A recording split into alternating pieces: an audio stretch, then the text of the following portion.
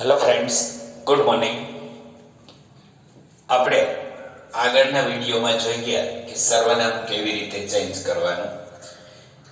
એને જ આપણે ત્યાંથી કન્ટિન્યુ કરીએ અને થોડા વધારાના સેન્ટેન્સ વધારે પાકા કરીએ, જેથી કરીને વધારે આપણે અહીંયા હું તમને ફરીથી જરા કોષ્ટક તમને આવડતું જ હશે, યાદ પણ હશે, છતાં ફરીથી આપણે કઈ લખી આવી દઉં. કર્તા વિભક્તિ, કર્મ વિભક્તિ અને સંબંધક વિભક્તિ.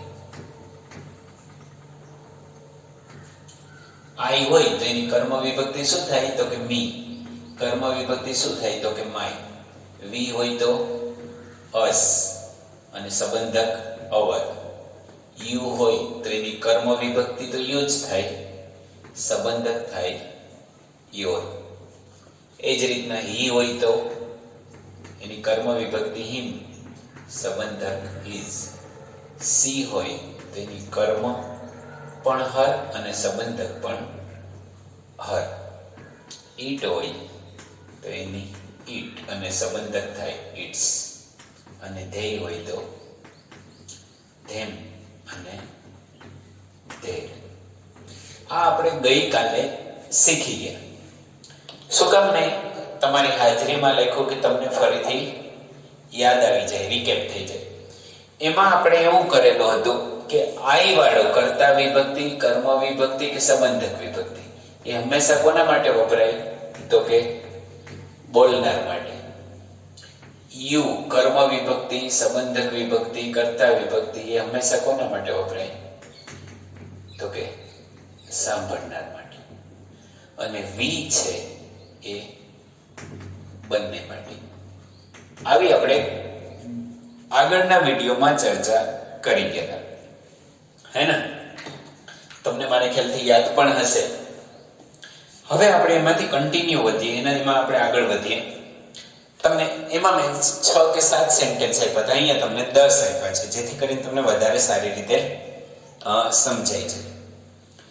પહેલી વસ્તુ એ કે તમને એ કર્તા વિભક્તિ કોને કહેવાય, કર્મ વિભક્તિ કોને કહેવાય અને સંબંધક વિભક્તિ કોને કહેવાય એ તમને ખબર હોવી જોઈએ.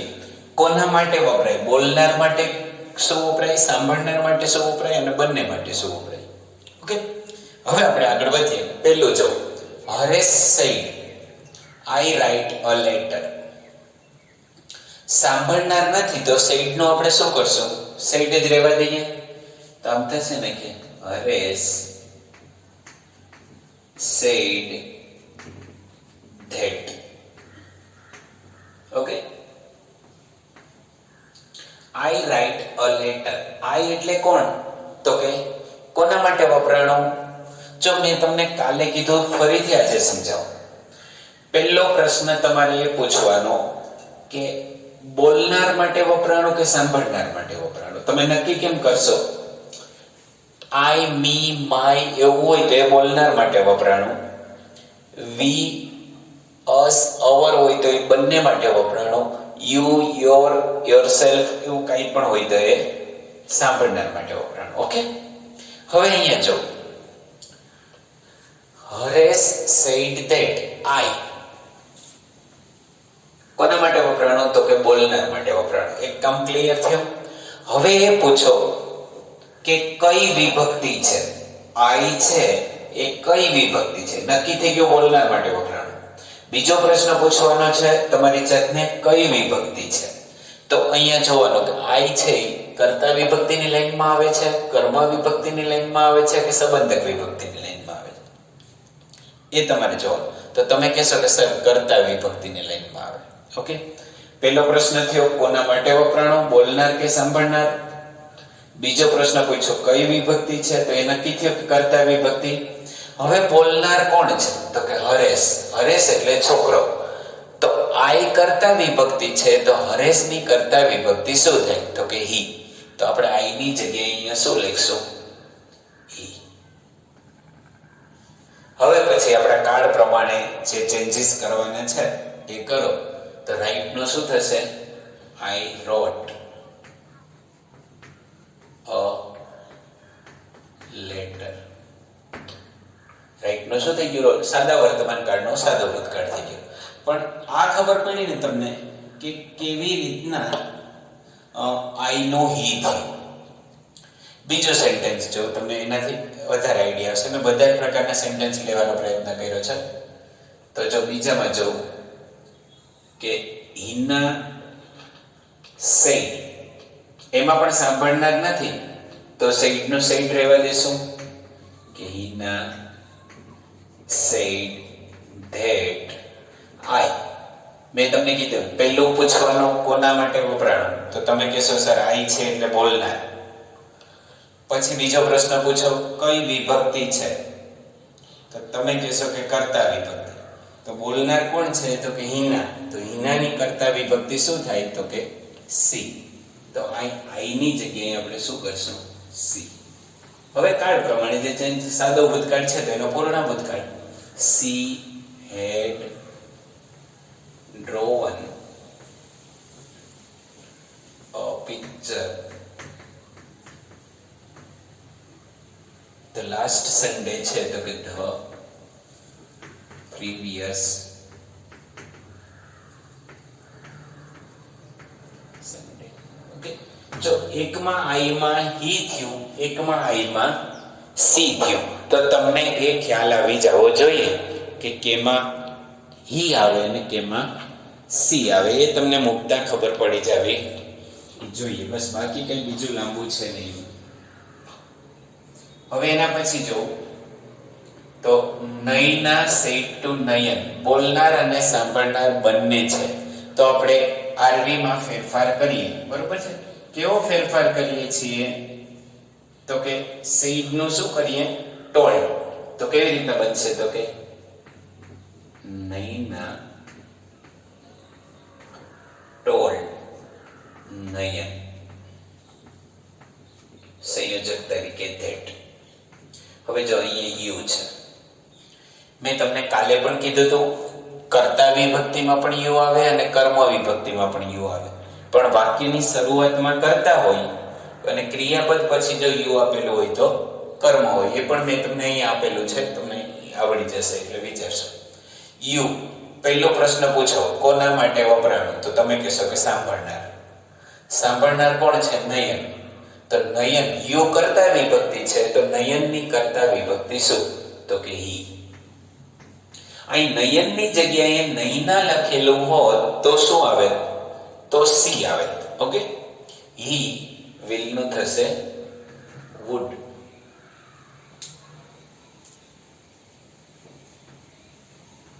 He would watch a film tomorrow, not the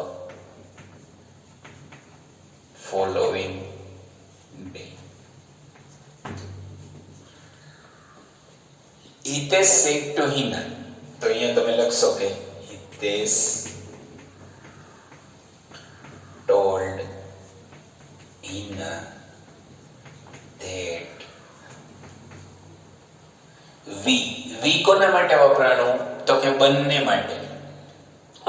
હજી તમે આની આગળનો વિડીયો પણ જોઈ લેજો એટલે તમને વધારે આઈડિયા આવશે. આપણે ગઈકાલે સમજાવ્યું હતું એ રીતના બંને માટે. વી કઈ વિભક્તિ છે કર્તા વિભક્તિ, તો બંનેની કર્તા વિભક્તિ શું થાય તો ત્રીજો પુરુષ બહુવચન. તો ત્રીજો પુરુષ બહુવચન એટલે ધેય. તો વી ની જગ્યાએ તમે અહીંયા શું મૂકશો they. Menu might, they might go to Goa the following month.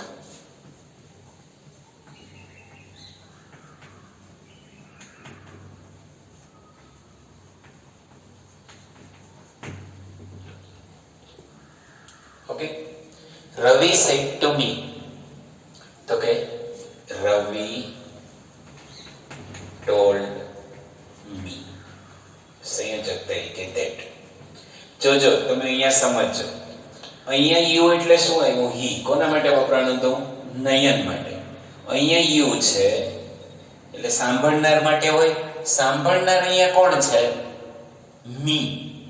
તો મી ની કર્તા વિભક્તિ શું થાય યુ કર્તા વિભક્તિ છે, ત્યાં આપણે કર્તા વિભક્તિ જ મૂકવાની. યુ સાંભળનાર માટે વપરાણું, તો સાંભળનાર મી છે, તો મી ની કર્તા વિભક્તિ શું થાય તો મી ની કર્તા વિભક્તિ તમે કહો કે સર મી, હા એની કર્તા વિભક્તિ તો આઈ થાય. તો આ યુ ની જગ્યાએ આપણે શું મૂકવું પડશે? I. You are my good friend. તો આઈ એમિઝાર હોય તો એનો વોઝ બેર કરવાનો. તો આઈ સાથે શું હશે? વોઝ કે વર? તો તમે કહેશો સર વોઝ. હા, આર છે એટલે વર મૂકવું એવું જરૂરી નથી. I was my. માય કોના માટે વપરાવાનું? તો તમે કહેશો બોલનાર માટે. બરોબર છે. માય કઈ વિભક્તિ છે? તો તમે કહેશો સંબંધક વિભક્તિ. તો બોલનાર કોણ છે? રવિ. તો રવિની સંબંધક વિભક્તિ, રવિ એટલે હી, તો એની સંબંધક વિભક્તિ થાય his. I was his good friend.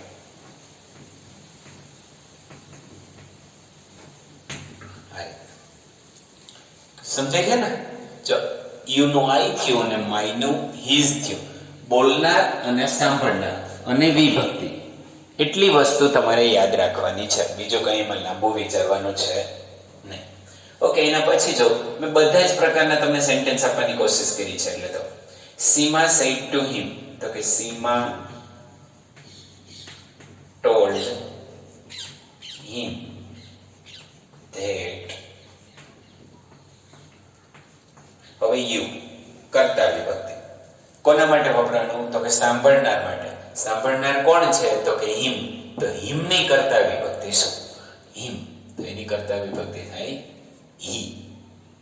તો યુ નું શું થશે? હી. વોઝ કે વર હોય તો એનું હેડ બીન. હેડ બીન હેલ્પિંગ મી કોના માટે વપરાય? બોલનાર કે સાંભળનાર? તો કે તમે કહેશો કે સર બોલનાર. તો મી કઈ વિભક્તિ છે? તો કે કર્મ વિભક્તિ. કોના માટે વપરાણું? બોલનાર માટે. બોલનાર કોણ છે? સીમા. તો સીમાની કર્મ વિભક્તિ. તો સીમાની સીમા એટલે છોકરી, તો એની કર્મ વિભક્તિ થાય હર. તો મીની જગ્યાએ શું લખવાનું આપણે? હર. લાસ્ટ સન્ડે, તો એનું શું થશે? એ તો તમને ખબર જ છે કે the previous Sunday at 10 a.m. Vijay said to her, okay, Vijay told her that I. કોના માટે વપરાય? બોલનાર કે સાંભળનાર? તો તમે કહેશો કે બોલનાર. તો બોલનાર કોણ છે? તો કે વિજય. તો શું આવશે ત્યાં? તો કે હી. એવું કે has no had just given. હા, અહીંયા યુ આવ્યું. જો અહીંયા યુ કર્મ વિભક્તિ છે. કેમ ખબર પડી? તો કે ક્રિયાપદ પછી હોય એ કર્મ વિભક્તિ હોય. યુ કોના માટે વપરાય? તો કે સાંભળનાર. સાંભળનાર કોણ છે? તો કે હર. હરની કર્મ વિભક્તિ. તો હરની કર્મ વિભક્તિ હર જ થાય. હર પોતે જ કર્મ વિભક્તિ છે. તો યુ ની જગ્યાએ અહીંયા શું મૂકશો તમે? હર. માય કઈ વિભક્તિ છે? સંબંધક વિભક્તિ. કોના માટે વપરાનું? તો કે બોલનાર. બોલનાર કોણ છે? તો કે વિજય. તો વિજયની સંબંધક વિભક્તિ તો કે હિઝ. માય ગ્રામર બુક ની જગ્યાએ શું આવશે અહીંયા? His grammar book. ઓકે, જો આઈ નું હી થયું, યુ નું હર થયું અને માય નું હિઝ થયું. કર્તા વિભક્તિ, કર્મ વિભક્તિ અને સંબંધક વિભક્તિ બધું જ તમે જોઈ લીધું. ચલો એના પછી 8મા સેન્ટેન્સ ઉપર જઈએ આપણે. ટીચર સેડ ટુ પ્યુપિલ્સ, તો કે the teacher told pupils that you કોના માટે વપરાણું? તો કે સાંભળનાર. પછી બીજો પ્રશ્ન, કઈ વિભક્તિ છે? તો કે કર્તા. બરોબર, બાકીની શરૂઆતમાં હોય તો કર્તા વિભક્તિ. ત્રીજો પ્રશ્ન, સાંભળનાર કોણ છે? તો કે પ્યુપિલ્સ, વિદ્યાર્થીઓ, બહુવચન. તો ધે, તો યુ ની જગ્યાએ અહીંયા શું આવશે? ધે. શુડ નો તો શુડ જ રહેશે. they should work hard to get good marks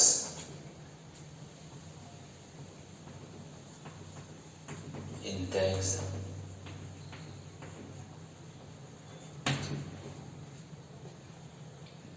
Villagers said, villagers એટલે ગામડાના લોકો, the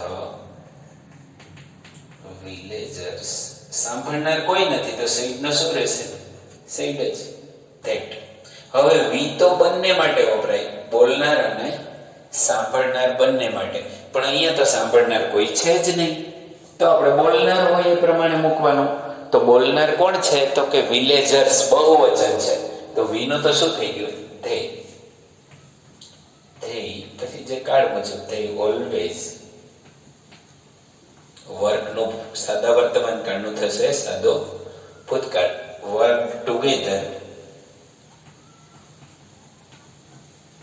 એટ ઓવર. કઈ વિભક્તિ છે? તો કે સંબંધક વિભક્તિ. કોના માટે વપરાણી? તો કે બંને માટે, પણ અહીંયા વિલેજર્સ they એની સંબંધક વિભક્તિ થઈ જાય their. their farm. Okay. The students said to the principal. So the students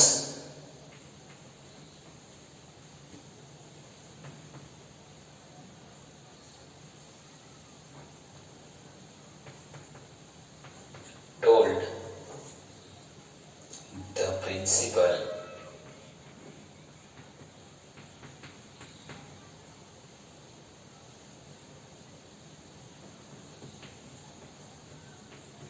that you. કોના માટે વપરાણું? તો કે સાંભળનાર માટે. કઈ વિભક્તિ છે? તો કે કર્તા વિભક્તિ. સાંભળનાર કોણ છે? તો કે પ્રિન્સિપલ. તો પ્રિન્સિપલ માટે હી કે સી. જો ઘણીવાર પ્રિન્સિપલ કોઈ સર પણ હોય અને કોઈ મેડમ પણ હોય, તો તમે ગમે તે લખી શકશો, બરોબર છે. તમારા પ્રિન્સિપલ જે હોય એ રીતના લખના હોય, તો અહીંયા તમે લખો હી. ઓફન સાદો ભૂતકાળ છે. એક કામ કરો, તમે અહીંયા છે ને ગોટાળે ચડશો એટલે આપણે ઓફન કાઢી નાખીએ ને રહેવા દેવું હોય તો રહેવા દે ને. સાદા ભૂતકાળનો પૂર્ણ ભૂતકાળ કરી દો તો કે યુ ઓફન હેડ હેલ્પ.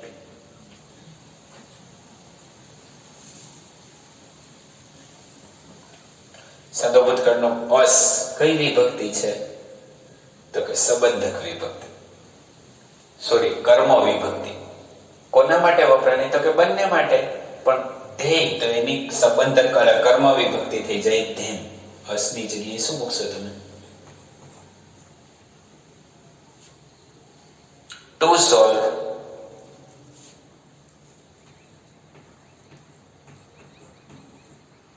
અવર એ સંબંધક, તો ધ્યેયની સંબંધક ધ્યેય. difficult problems.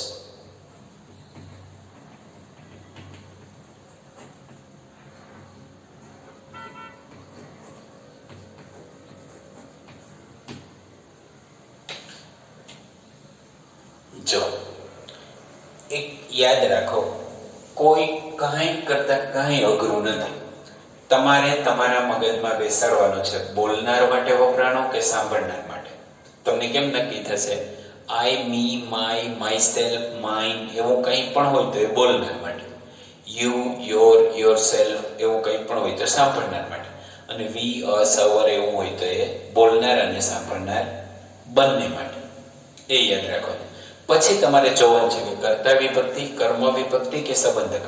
યાદ રાખજો, તમને 4 માર્ક્સનું પૂછાય છે, પેરેગ્રાફ પૂછાય છે, ત્યારે આ કોષ્ટક સામે નહીં હોય, ટેબલ તમારી સામે નહીં હોય, અગાઉના જે કરાવ્યા એ ટેબલ પણ સામે નહીં હોય, પણ લોજિકલી સ્ટેપ બાય સ્ટેપ જશો, જરા પણ અઘરું છે નહીં.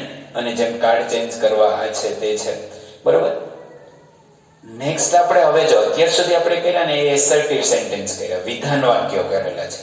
હવે પછી આપણે જઈશું એ ઇન્ટ્રોગેટિવ ઉપર જઈશું. એટલે અત્યારે આપણે હકાર અને નકાર એસર્ટિવ વિધાન વાક્યમાં હકાર અને નકાર સેન્ટેન્સ જ કર્યા, પણ નેક્સ્ટ વિડીયો આપણો હશે એ શેનો હશે?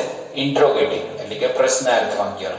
તો સમજજો, આમાં ન સમજે આ પ્રેક્ટિસ જ મહત્વની છે.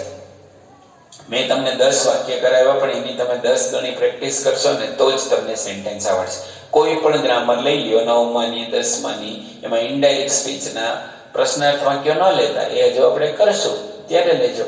એટલે એ પ્રેક્ટિસ કરશો ને તો જ. જો ન સમજાય તો જરા પણ ગભરાયા વગર કોન્ટેક્ટ કરજો. ઓકે, હંમેશા તમારી હેલ્પ કરીશ, પણ મહેનત કરજો અને આગળ વધો.